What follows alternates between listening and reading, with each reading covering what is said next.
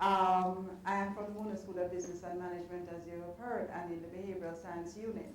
And a few months ago, we conceived that it would be really important for our students to understand where are we going with this hub and what are the implications in terms of the human side of the hub.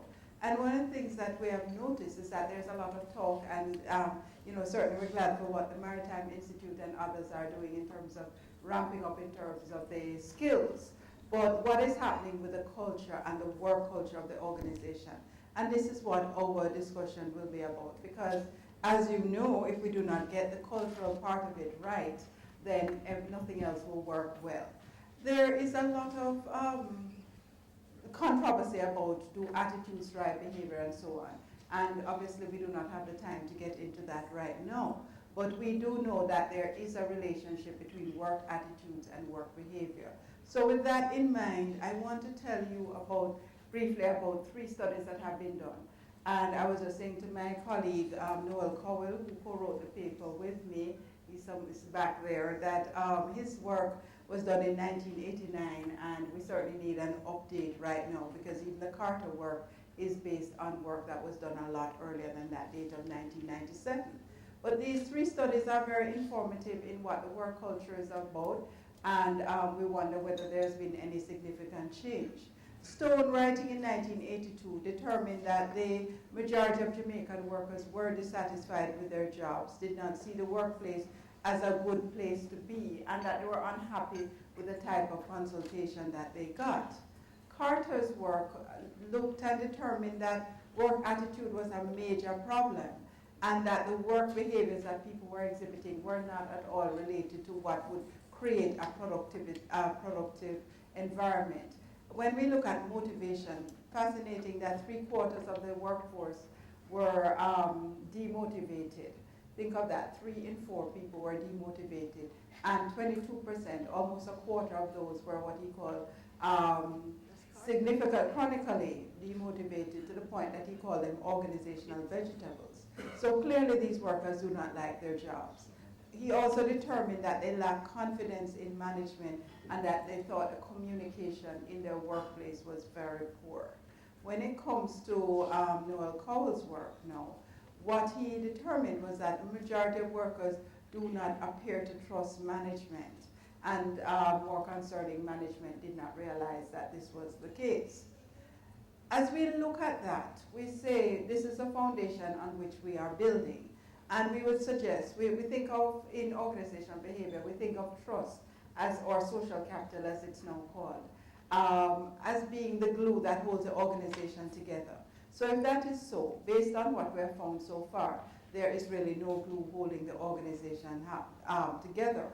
Now, as you heard this morning, we are introducing a really complex set of situations, and there's no need here to go through what globalization represents. We're all familiar with that. So as we introduce hyperglobalization, a term I heard used yesterday, as we introduce different cultures and a hub of such great complexity, what is likely to happen when we're building on such a shaky foundation?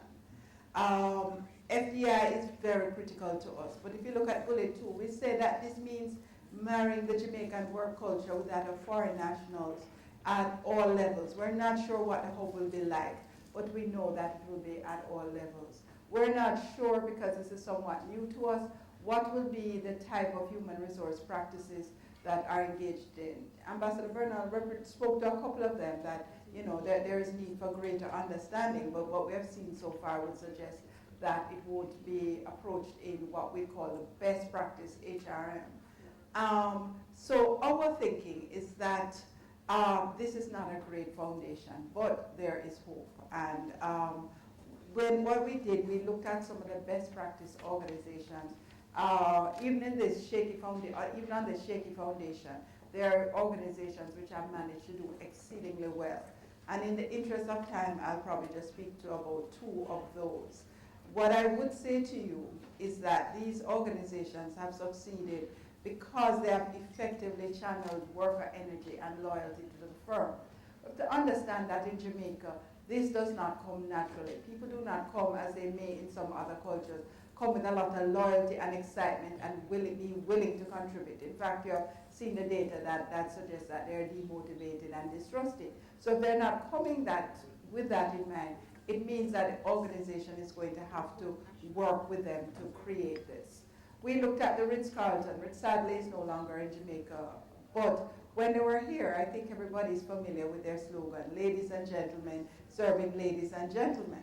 And we said that this spoke to the dignity of the Jamaican worker.